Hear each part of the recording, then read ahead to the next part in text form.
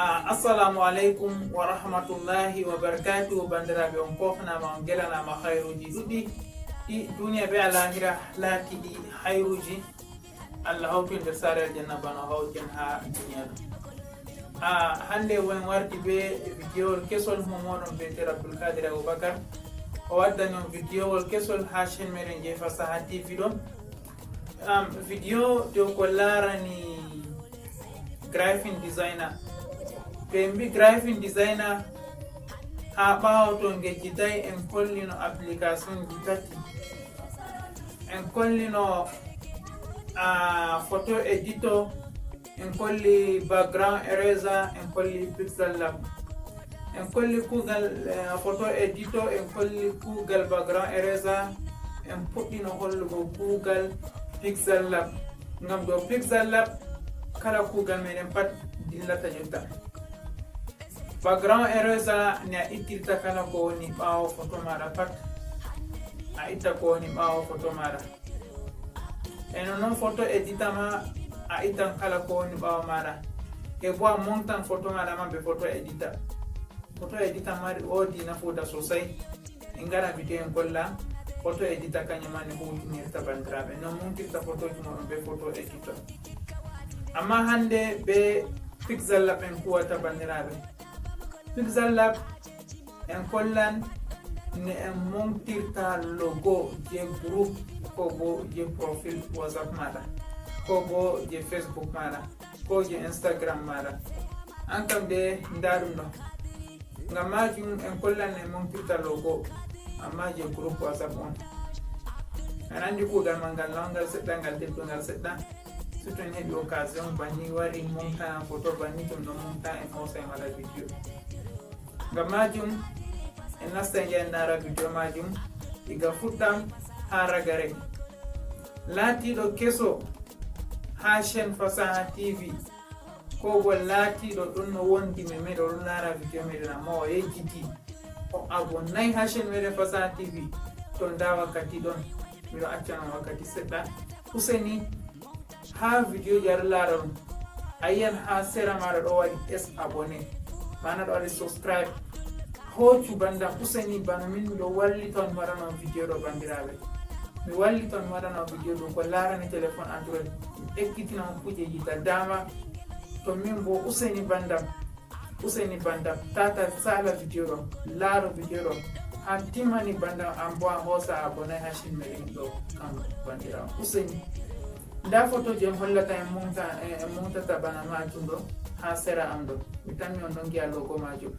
To ngam majum bandiraɓe useni to a andi Allah andi annabijo Allah aɗa wondi be meɗen min bo miɗon nafa on ha dow ko larani téléphone android ɗo bandam useni min bo to a abonay useni tata sala vidéo ɗo ni am bo a abonay bandam useni ngam Allah be annabijo Allah. Ko ngam bo en ɗo andi kala ko men pat ɗum Allah on hoddirta waɗa to Allah hoddiray ɗum waɗa ɗum waɗata amma useni like tataji to waɗana tataji to abon ha chaine am Fasaha TV. Mi hofno melanake on hayruji ɗuɗɗi. Assalamu aleykum wa rahmatullah. En haɓata fottugo ha ragare vidéo majum en jaɓɓotiri daga ha ɗo sey to en fotti jango to jam inchallah.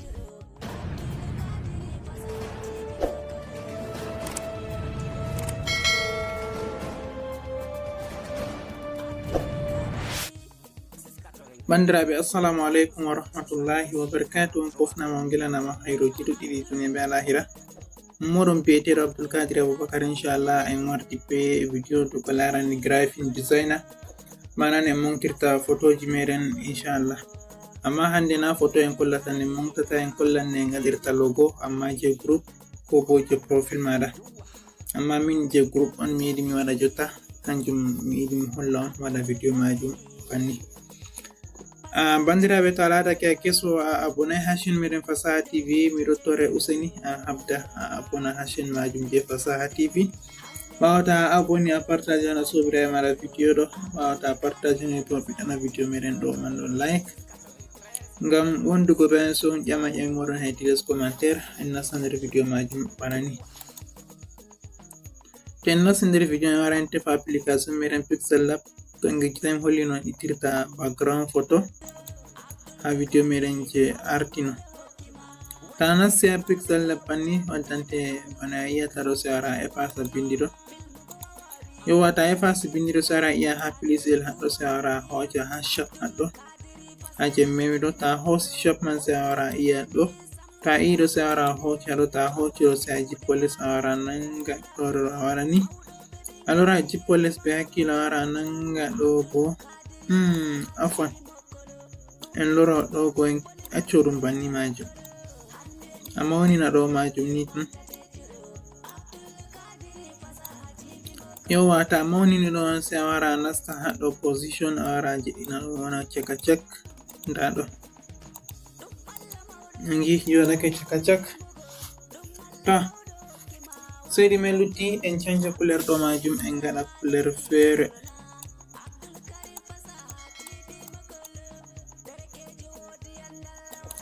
Yauwa to en gaɗi couleur fere en acca couleur je ɗo. To sai ngara en iya haɗo sharp fayin en ngara en koca ha plisel ɗo sai ngara en iya en koca ha sharp haɗɗo. To en koci sharp sai a wara en ngara en maunina ɗo majum bo en gartira ɗum banni. To en gartiri ɗum banni sai en foɗa mauna banni. Sai en jippo les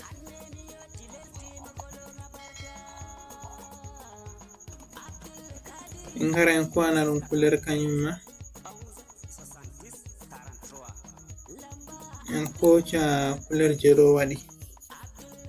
To en koci couleur je ɗo sai en koca en maunina ɗo majum bo seɗɗa. To en maunini sai en ngara en fonda wona chaka chak kañum bo. Yauwa to woni chaka chak go en ɓesa mauningo ɗum seɗɗa sai a iya haɗo wonna chaka chak. Yauwa to woni chaka chak banni to sai en ngara ha chaka haɗo ɗo en gaɗa couleur fere je yahanta en ɗo man ɗo tan indo to sai en koca en gaɗa please. Ate please bandiraɓe. Nda copy haɗo on copy ɗon plisel majum ɗo. To en gaɗi copy sai en ngara sera en ngara en chanja couleur ɗo majum bo.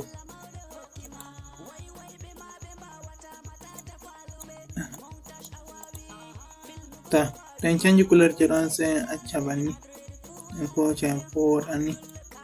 Nangi couleur ɗo man woni nandi be couleur je ɓawo no go. Nda ɗum ni sai en koca en gaɗa ni sai en ngara en fonda wona chaka chak banda. Hama kadi an suɓata couleur je fottani man mais min kam couleur je ɗo ɗo fottani am. To sai en ngara en koca photo meɗen je mari haje wona ha ɗo majum ɗo. En iya ha plisel ɗo. To en ini ha plisel man ni sai en ngara en nasa from gallery. To en nasi from gallery sai en ngara en koca photo meɗen je mari haje montugo. Nda photo je ɗo. To en hoci photo je ɗon sai mi hoca mi wara haɗɗo. Nda ha cycle ɗo rondel ɗo banni ɗo. To en hoci waɗingel banni sai mi hoca mi nanga ha dow ɗo mi foɗa ni dedei finere mako ɗo. Ɗo bo mi hoca mi nanga ni mo itina ɗum dow seɗɗa. Sai hoca maram ina haɗɗo buɗɗiyel ɗo. On giɓe photo meɗen wari ha ɗo. Sai en koca en maunina photo majum banni.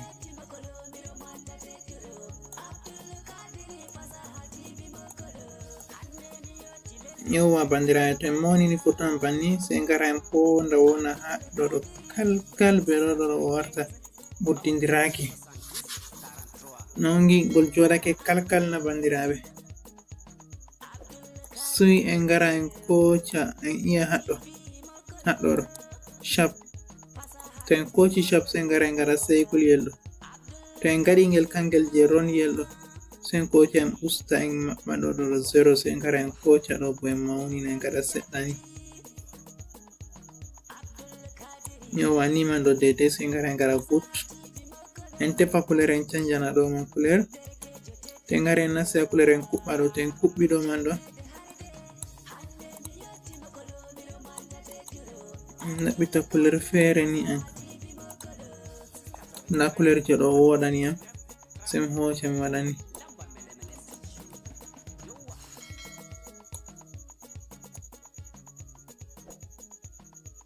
To sai ngara en je'ina ɗo man caka cak.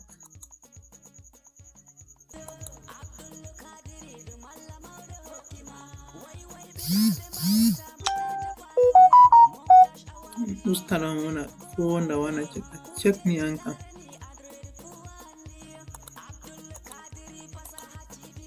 Non giɓe joɗake ɗon caka cak ni ɗo. To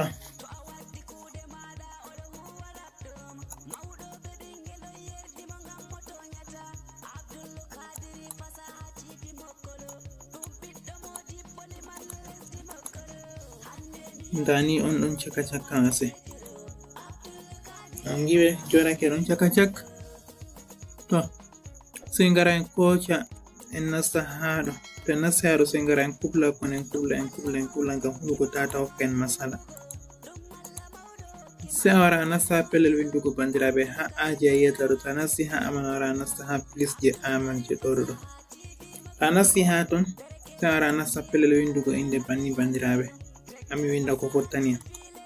To ɓandam ɓawo to a windi ko a yiɗi windugo a timmini bana ni sai a wara a nasta ha ok haɗo.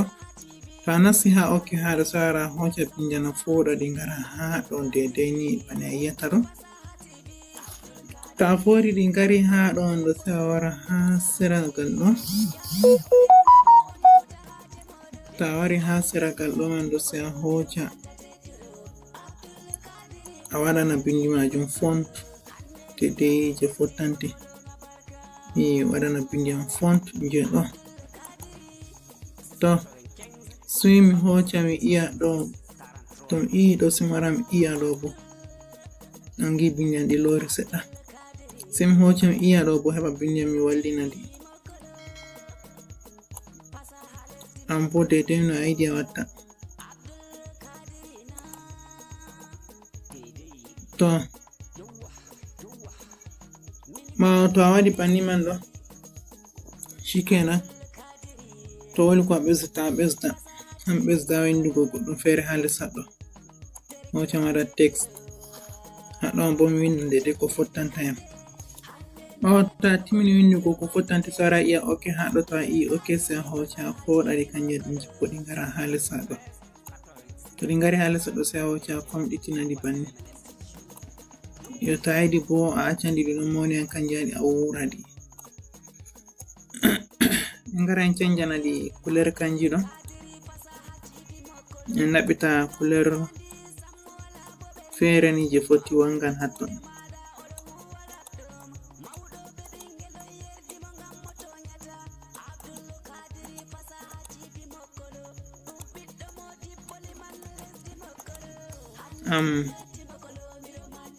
Nin ha en keɓai couleur je foti yahan hatton. En accan war banni. Sai ngara en ɗaɓɓita ha ɗo ngaɗi background nda ɗo ɗo wara iya hatton sai a huɓɓa ɗo. Ta a huɓɓi sai a hoca ɗaɓɓita background je fottante. To mi accan background am je blank banni. Hoca mi famɗitina. To mi famɗitini sai mi hoca mi wara mi acca ɗo man ɗo banni haɗo. Sai mi wara mi iya ha A be haɗo go en hoca mi waɗana ɗo man font banni. To mi hoci mi waɗi font go sai mi wara mi nasta haɗo. To mi nasti haɗo sai mi fonda ɗi ngona ni. Ɗi ɗon kalkal caka cak. To bandiraɓe ɗo on lawol non tokkoto en loro ha background go. Haɗo to en lorake haɗo ha fen haɗo sai en dasa ɗo ni. En loro ha dow hatto fahin. En dasa ɗo bo ni mauna seɗa. Ɗo bo a dasa banni majum. To sai a iya ok to shikenan on giɓe no ɗum joɗorake kalkal. Ha ɗo ɗo en maran haaje waɗugo goɗɗum feere hedi seragal ɗo, en ngara en nasta haa ɗo, sai wara nasta from gallery. Ta nasti from gallery, en wara en ɗaɓɓita photoji en giɗi waɗugo haa sera majum ɗo.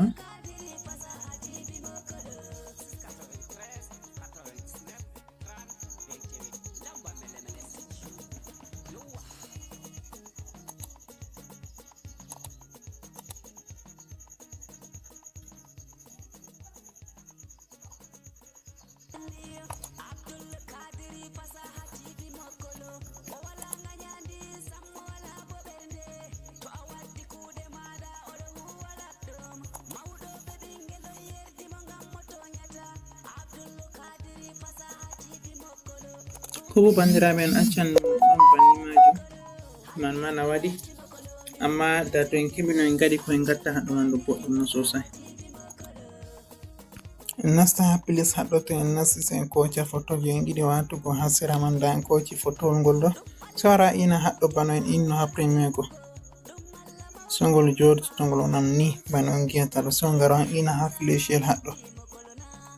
To on ina flashel go sai on ngara on usta photowol majum ngol warta petel seɗɗa, sai on pamɗitina photowol man ni ha jotta. Amma kadi ha mara mi anda iranda logo jaydi momtugo.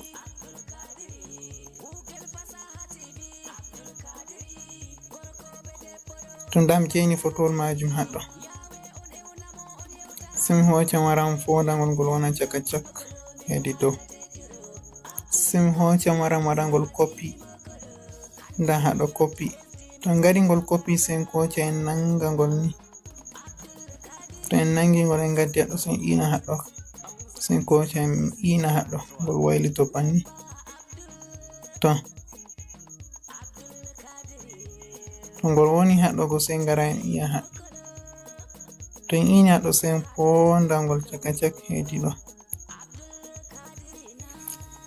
To bandiraɓe ɗo on lawol majum, lawol non tokkorto on momtira photo ha telephone moɗon je logo, sai wara iya haɗo ngam ittugo ko woni ɓawo man ɗo. Ta iya haɗo sai wara iya ɗo, ta iya haɗo ni to shikenan wala ko ɗume luttigal ɓawo, sai hoca a nastira photo maɗa haɗo, a wara iya haɗo. To a iya haɗo sai wara iya ɗo ɗo wartani ɗo bo banni ma ɗen acca ɗo kam to banni sai wara waɗa save to gallery. To bandiraɓe ta ekkite abonugo ha chaine meɗen Fasaha TV, to on aboni on partage no sobiraɓe moɗon, on biɗɗana video meɗen ɗo like. Mashallah, on gettama, on gelanama khairuji ɗuɗɗi duniya be lahira. Ɗo on ragare video meɗen majum bandiraɓe.